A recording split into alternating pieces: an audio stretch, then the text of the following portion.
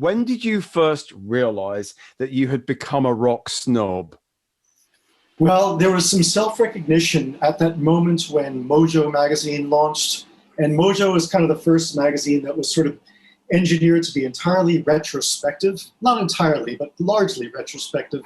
And kind of the beats it hit of talking about of Nick Drake, let's say, or you know, classic Velvet's lineup or whatever.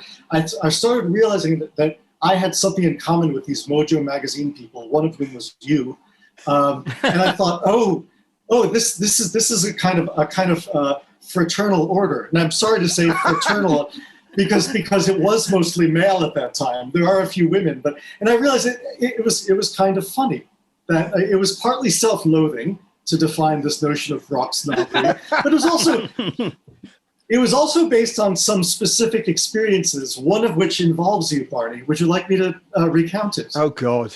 Oh, God. Well, we can always edit it out, David.